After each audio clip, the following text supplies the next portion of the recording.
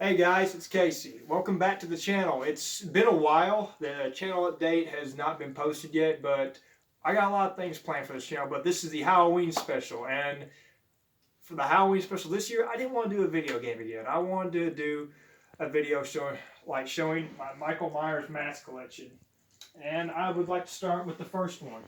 This was actually the first ever Michael mask I ever owned. It's a TOTS H20. The hair has been played with a lot. I got this when I was 18, my first job working at the mall. And it was my pride and joy for a whole year until a year later when I went back and I would get this.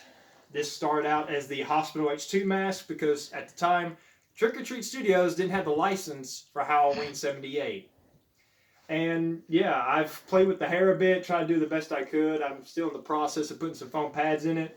The needle hole I made myself, but honestly, I didn't really want to do a lot to this mask. It already had a good sculpt, a good paint job, so I just played with the hair and made the needle hole and called it a day.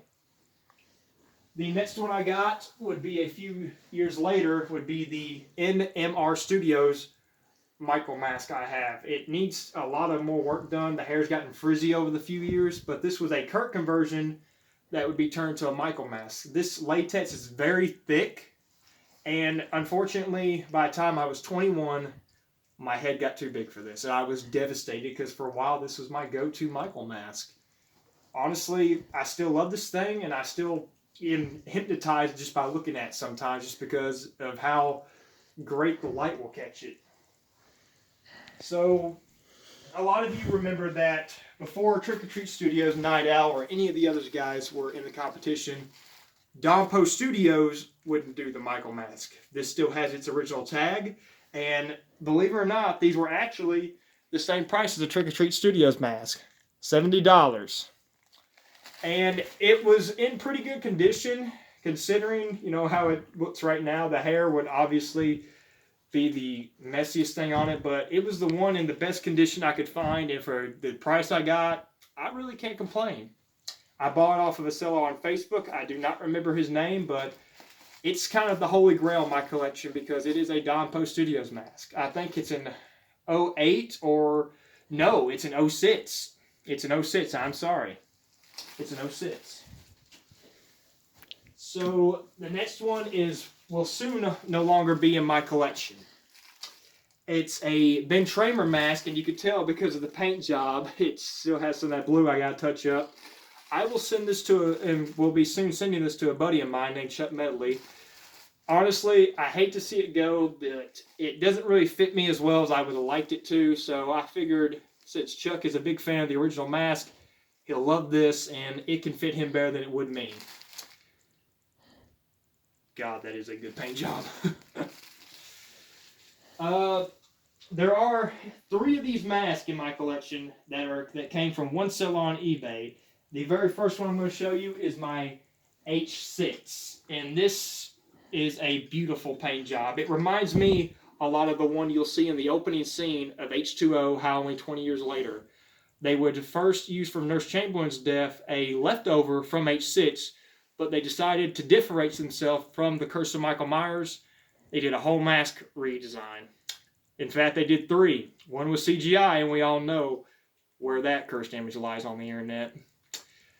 But you're about to see my favorite one from H2O, but honestly, I really do love the look of this mask. It's a shame it doesn't fit my head exactly, but I think I may have finally fixed that by adding some foam padding that Dallas Alexander actually kind of helped me out with by a reference photo from him.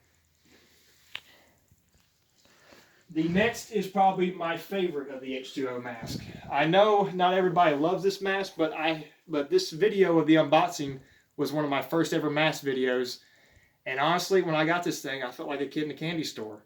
H2O is still my definitive end to Laurie and Michael's chapter, and for me, it was one of my favorite Halloween films. I know it's a slow burn, but when that final battle goes, Laurie gives him hell. You can tell that's 20 years of trauma. She's finally letting out all of her frustrations on that guy. But we all know where that would eventually lead to in 2002, and well, trick or treat, motherfucker.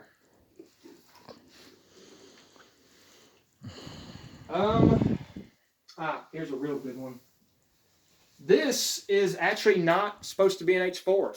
This is actually, you can see right here, the lettering will say Halloween 2 because it is actually, in fact, a Tots L-Rod that was converted to be an H4. And I gotta admit, I kind of wish they kept this face for the H4. The H4 has a very small head size. I'm currently in the process of getting my Tots H4 rehair. That's why it's not currently in this collection. I wanted all my fish masks to be in the collection, so there will be an updated video for that mask when it gets back to me. I'm having a good buddy of mine redo it. He actually rehaired one of the masks in this collection for me. And it's actually an H40. He did a wonderful job, and he'll be doing my H4. I'm really excited to do business with him again. He's the Halloween Killer 93 on Instagram. But yeah, a lot of you will remember this mask was, instead of painted white like Tommy Wallace Gracely did in '78, it was caped white, multiple layers, losing the cheekbones and making Michael look, well, you know. Okay, where are you? There you are. This is the one my buddy did. Honestly, I bought this off of Facebook and it came bald. The paint job was already like it, and it's my go-to H40. And you can see I'm in a pair of coveralls. This was the mask I used today. Today is October 31st, and it was kind of my favorite day because I finally got to walk around in a Michael Myers outfit and not worry about getting arrested. But this has been my go-to H40 for about a year and a half now. I wore this at Comic-Con. I wore it today for Halloween, and I've scared a bunch of kids, and I'm going to hell for that. But it definitely is my favorite mask in the collection. It's my go-to mask to use for anything Michael related. I've really had fun with this mask, and I've had to do some touch-ups here and there, but it was very well done. And I have to say, John did a hell of a job on this mask. And like I said, it's my go-to, and I would not trade this mask for probably anything. You could offer me the original mask right now, and I would say, nah, I think I'll keep this. Because, yeah, this is probably my favorite mask in the collection since I lost my H78. This mask it has more of a Nick Castle stretch to it. And that's something I did. It's from Creepy Mask on eBay, the same as my H6 and my H2O. It's the final mask I've ordered from him so far. I hope to order a few more because he does great rehauls for very good prices. You never pay more than $200 for one of his masks that's been rehauled to almost look damn near screen accurate.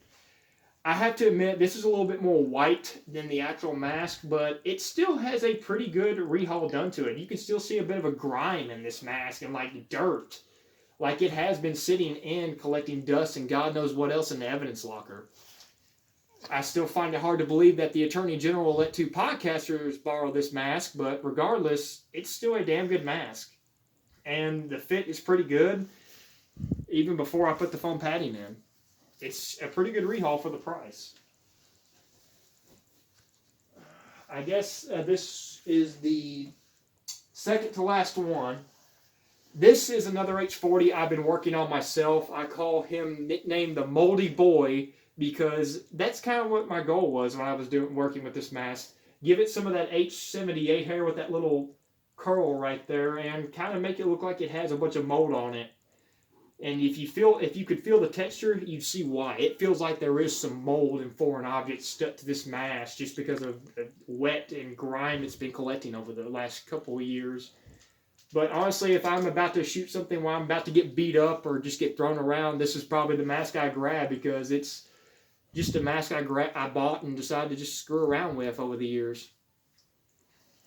So the final one is kind of back to where I was giving you a little bit of trivia about H2O. This mask was, as you can see, is an H6, but it has some of that H2O hair like on my other mask.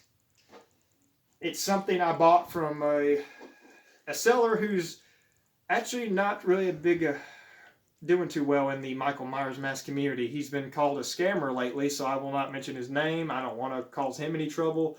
But unfortunately, when I bought this mask, I actually got it, and we did good business. And I just messed around with it and finally added some product to give it its current hair state. And it's kind of looks more like Tim Burton to me, but hey, it's still one of my favorites. But yeah, I've been collecting masks for several years now, and I'm kind of sorry to see the franchise go out the way it did. I still think Corey was one of the best things about Halloween Ends, and I still hope to collect many more masks. But yeah, it's kind of sorry to see it all go. Anyway, happy Halloween. Thanks for joining us.